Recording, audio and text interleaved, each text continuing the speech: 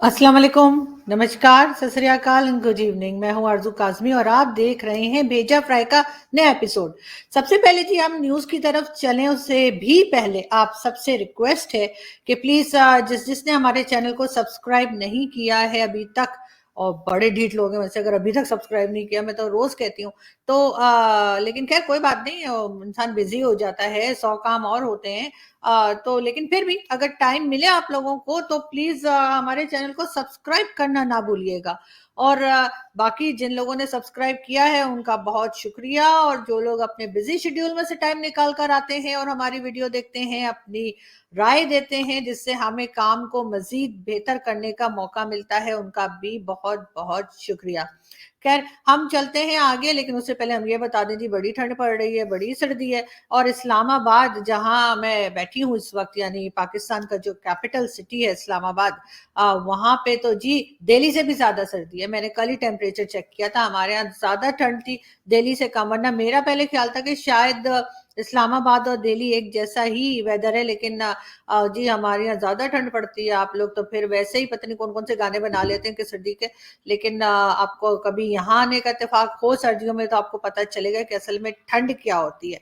खैर आज भी हमने सुना है कि कोमरी, जहाँ पे पिछले दिनों एक काफी अफसोसनाक हादसा भी हुआ था, वहां पे आज फिर दोबारा हमारे जो वेदर फोरकास्ट किया गया है वो यही कि आज फिर जो है वो स्नोफॉल होगी। तो सब लोगों से रिक्वेस्ट है कि प्लीज अपने अपने घरों में रहें, हीटर ऑन करके रहें, सूप पिए और बैठ के टीवी देखिए, और अगर टीवी पे कुछ नहीं आ रहा है तो हमारी वीडियो देख लीजिए।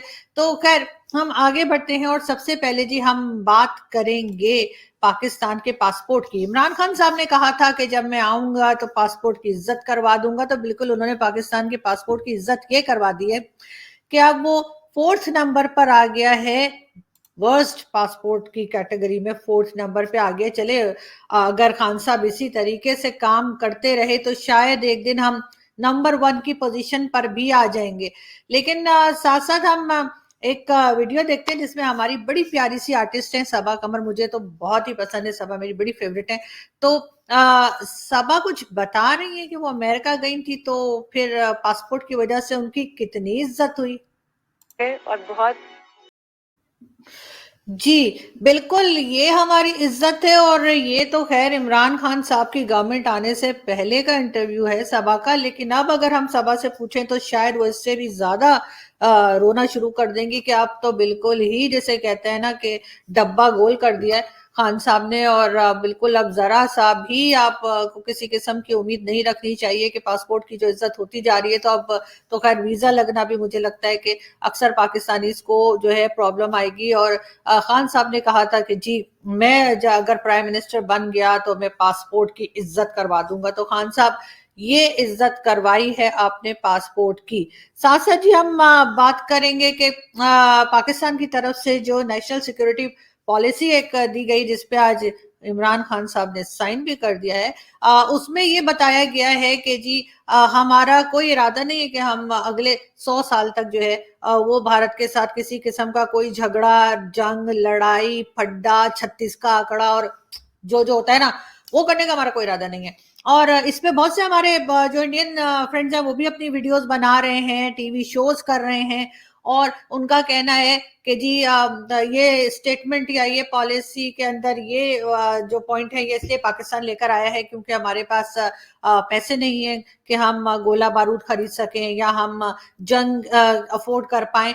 तो चलें कोई बात नहीं, आपको पता ही है ना, तो इस पे वीडियो बनाने की क्या जरूरत है। इस तरह की बातें जरा साइड में होकर कर लिया करें ना, हमें पता है।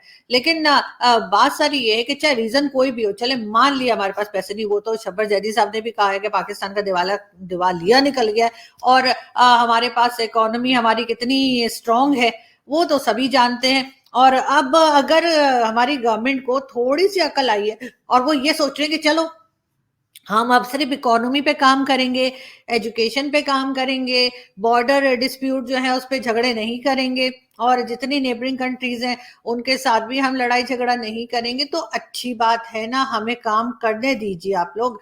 हम चाहते हैं कि हमारी इकोनॉमी ठीक हो जाए, हम चाहते हैं कि हमारे यहाँ एजुकेशन पे काम हो, हम चाहते हैं कि हमारे यहाँ पॉपुलेशन कंट्रोल हो। और अगर अब हमारी गवर्नमेंट को अपने 4 साल गुजारने के बाद 5वें साल में जो कि आखिरी साल है इस गवर्नमेंट का, اس کے بعد ظاہر ایک الیکشنز ہیں، تو اس سے پہلے اگر اچانک سے خان صاحب کو ایک دن خواب آیا کہ میں ایسا کیوں نہ کروں کہ جی میں ایک پالیسی بناتا ہوں اور اس میں لکھ دیتا ہوں کہ جی ہم بھارت کے ساتھ جو ہے وہ کسی قسم کا کوئی ڈسپیوٹ نہیں چاہتے، کسی قسم کا جھگڑا نہیں چاہتے، اور ہم اگلے 100 سال تک لڑائی نہیں کریں گے، تو ہم اکانومی پہ کام کریں گے، پاپولیشن پہ کام کریں گے، تو کرنے دیجئے نا۔ ویسے میرا خیال ہے وہ جذباتی ہو کر نا، انہوں نے ایموشنل ہو کے انہوں نے 1-0 زیادہ لگا دیا۔ اگر 5 یا 10 سال بھی پاکستان کی گورنمنٹ، یہ موجودہ گورنمنٹ یا جو اگلی آنے والی گورنمنٹ ہے، اگر وہ اس چیز کے اوپر کام کر لے اور واقعی میں اس طرح کے لڑائی جھگڑے نہ کرے، تو میرا خیال ہے کہ بہت بہتر ہوگا، اور اس سے جو ہے وہ نہ صرف یہ کہ ہمیں تھوڑا سا سنبھالا ملے گا اور ہم اپنے ملک کے لیے کچھ کر پائیں گے، بلکہ جن لوگوں کے جا کے ہم خامخواہ کے جھگڑے کرتے ہیں، شاید وہ لوگ بھی آرام سے رہ پائیں۔ لیکن ایسا سب تو بالکل پاسبل ہے، اگر بات کی جا رہی ہے تو کہتے ہیں نا کہ جب بات کی جاتی ہے تو کچھ نہ کچھ امید بھی رکھنی چاہیے، اچھے کی امید رکھنی چاہیے، اچھا سوچنا چاہیے اور اچھا بولنا بھی چاہیے۔ لیکن زید حامد صاحب جیسے لوگوں کا کیا ہوگا؟ وہ تو غزوہ ہند کے لیے آپ دیکھ رہے پوری ڈریسنگ کر کے کھڑے ہوئے، تو اگلے 100 سال نہیں تو اگر 50 سال یا 30 سال بھی اگر ہم لوگوں نے ایسا کوئی جھگڑا نہ کیا تو زید حامد صاحب کے کیا ہوگا؟ اور آپ تو ان کی باتیں سنتے ہی ہیں، تو ہم پھر سنوا دیتے ہیں۔ ممتاز مفتی نے کتاب لکھی ہے لبیک، جو ان کا حج کا سفر نامہ ہے۔ اس لبیک کتاب میں ممتاز مفتی لکھتے ہیں کہ جب 65 کی لڑائی ہوئی تو مدینہ منورہ کے اولیاء نے مدینہ منورہ کے خادمین میں جو حضور کے روضہ پاک میں خدمت کرتے تھے، خواب میں دیکھا کہ حضور صلی اللہ علیہ وآلہ وسلم غزوہ بدر کے شہداء کے ساتھ، غزوہ بدر کے مجاہدین کے ساتھ پاکستان جا رہے ہیں، پاکستان کا دفاع کرنے کے لیے۔ تو آپ مفتی لکھتے ہیں کہ غزوہ بدر کے شہداء پاکستان کے محسن ہیں، انہوں نے پاکستان پر احسان کیا کہ 65 کی لڑائی میں روحانی طور پر پہنچ کر انہوں نے دشمنوں کا اس طرح مقابلہ کیا کہ خود انڈیا کی گرفتار قیدی اس بات کی گواہی دیتے کہ پاکستان کی فوج سے تو ہم لڑ سکتے تھے، لیکن وہ فوج جو گھوڑوں پر سوار تھی، جس کی تلواروں سے روشنیاں نکل رہی تھی، اس فوج سے ہم مقابلہ نہیں کر سکتے تھے۔ جی بالکل، یہ زید حامد صاحب کا یہ سٹیٹمنٹ بھی موجود ہے، اور اس کے اوپر تو یہی کہا جا سکتا ہے جو ارنب جی کیسے ہیں، مطلب کچھ بھی تو بالکل یہ کچھ بھی تھا۔ لیکن زید حامد صاحب کا ایک سٹیٹمنٹ اور دیکھتے ہیں۔ This is time that we must rise to the occasion۔ اس پاکستان کی شاندار تقدیر لکھی ہوئی ہے، جس طرح ہمارے بزرگوں نے 1940 میں تقدیر اپنے ہاتھ سے لکھی تھی اور 7 سال کے بعد ایک ناممکن کو اچیو کر لیا۔ آج اگر ہم اپنی تقدیر لکھنے کا فیصلہ کر لیتے ہیں نا، ایک اور ہمیں 1940 ریزولوشن آج چاہیے، اب چاہیے اور لیڈرشپ بھی چاہیے کہ 5 سال کے بعد آپ دیکھیے گا کہ پاکستانی چاند پہ بیٹھے ہوئے ہوں گے، turn around, literally in 5 years we can be on the moon۔ ہم پوری دنیا کی فیصلے پاکستان سے ہو رہے ہوں گے۔ we'll be the super power of the world in 5 years۔ I guarantee you 5 years۔ میں نے کہیں پڑھا جی بالکل، نیکسٹ 5 ایئرز میں، یہ میرا خیال ہے یہ ویڈیو بھی پرانی ہے ان کی، اور اس 5 ایئرز کو بھی گزرے ہوئے پتہ نہیں کتنے ایئرز ہو گئے تو۔ لیکن زید حامد صاحب سے زیادہ تو مجھے وہ اینکر ایکسائٹڈ لگ رہی تھی کہ واقعی میں ہم اگلے 5 سال میں جو ہے پوری دنیا کے فیصلے پاکستان سے ہوں گے، اس کے لیے یہ زیادہ صحیح ہے۔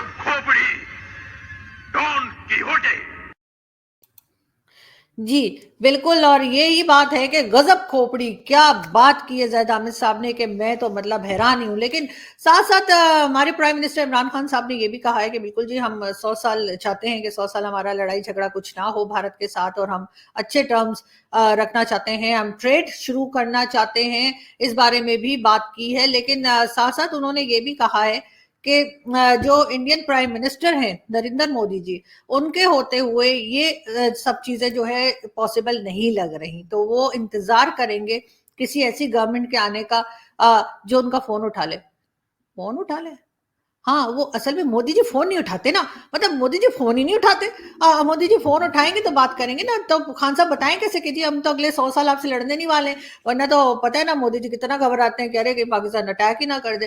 تو بالکل کیونکہ وہ فون ہی نہیں اٹھا رہے، تو اس لیے خان صاحب ان کو یہ میسج نہیں دے پا رہے کہ جی میرا تو اگلے 100 سال جھگڑا کرنے کا کوئی ارادہ ہی کوئی نہیں ہے۔ لیکن مجھے اب امید ہے کہ شاید آپ لوگوں میں سے کوئی مودی جی کو بتا دے تو وہ خان صاحب کا فون اٹھا لیں، تو اگر نہیں اٹھائیں گے تو پھر फिर खान साहब को इंतजार करना पड़ेगा। और फिर जाहिर है जब कोई अगली गवर्नमेंट आएगी या कोई और प्राइम मिनिस्टर आएंगे तो कम से कम फोन तो उठा ले यार। आप लोगों में इतनी सी भी कर्टेसी नहीं है कि कोई इंसान फोन कर रहा है तो आप फोन नहीं उठाते। ठीक है, उठा के बंद कर दें, लेकिन उठाएं तो सही फोन। तो बहरहाल खान साहब ने कहा कि जब फोन उठाएंगे तो फिर मैं आगे से ना उनको बताऊंगा कि जी मेरा तो झगड़े का कोई प्रोग्राम ही नहीं है। लेकिन अगर ना माने तो फिर क्या होगा? फिर ऐसे होगा जैसे टीवी डिबेट्स में होता ही।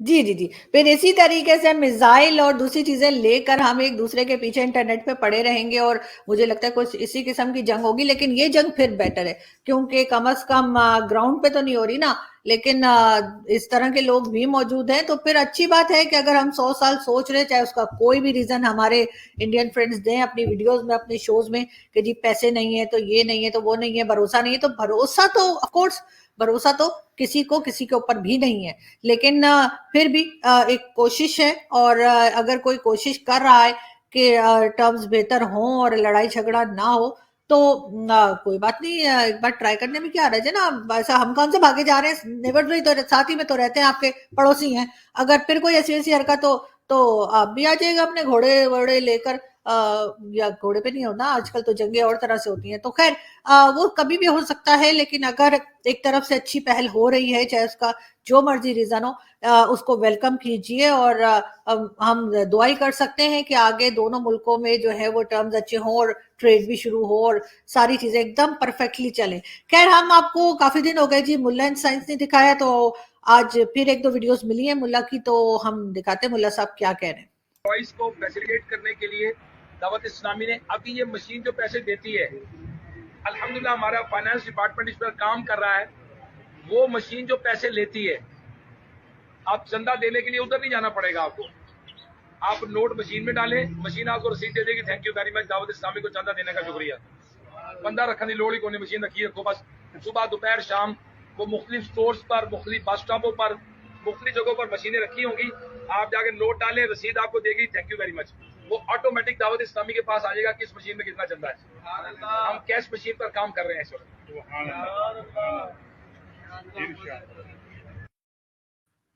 सुभान अल्लाह, सुभान अल्लाह।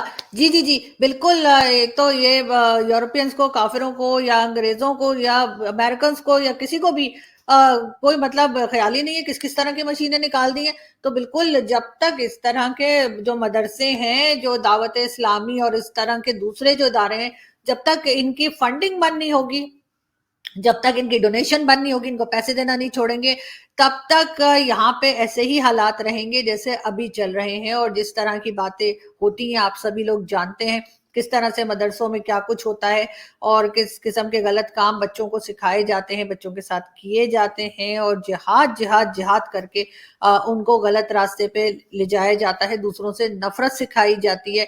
तो मेरी सबसे रिक्वेस्ट है कि प्लीज थोड़ी सी अकल से काम लीजिए। और अब तो ये लोग इस पे उतर आए हैं कि इन्होंने एटीएम मशीन जो है वो फिक्स कर ली है अपनी और उसके जरिए ये पैसे ले रहे हैं। तो इनकी फंडिंग को रोकिए, वरना पाकिस्तान गवर्नमेंट को भी चाहिए कि इस तरह की चीजों पे रोक लगाए, वरना फिर वही होगा कि यहाँ से फंडिंग ले लेकर और फिर जिहादी तैयार करके, या कहना चाहिए कि किस तरह के लोगों को तैयार करके कभी इधर भेजेंगे कभी उधर भेजेंगे। तो जो प्लान आप लोग बना रहे हैं वो 100 साल, वो आपका 1 साल भी नहीं चलने वाला।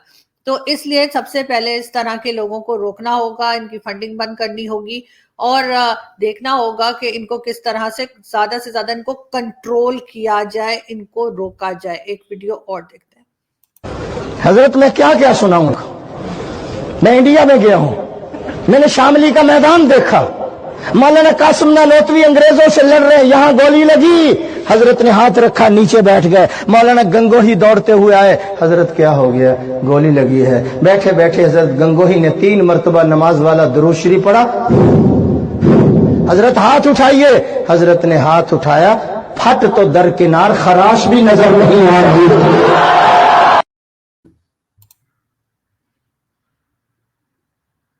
जी ये भी वही था, कुछ भी और कुछ भी। तो बिल्कुल यही कुछ भी जो था वो मौलाना साहब बता रहे थे, और उसके बाद कहते हैं कि जी सवाल मत कीजिए, किसी से कोई आप बात पूछ नहीं सकते, सवाल नहीं कर सकते, सवाल करने की इजाजत नहीं है, और इसी किस्म की लंबी लंबी अजीब अजीब बातें जो है वो हम सुनते हैं। अक्सर हमारे यहाँ के जो मौलवी हैं वो उस किस्म की बातें करते हैं, और अगर हम कोई सवाल करें तो उनको बहुत बुरा लगता है। खैर, यहाँ से हम चलते हैं और आपसे मुलाकात होगी नेक्स्ट वीडियो में। अपना बहुत सारा ख्याल रखिएगा, हमारे चैनल को सब्सक्राइब करना ना भूलिएगा, और आपने घबराना बिल्कुल नहीं है। Thank you.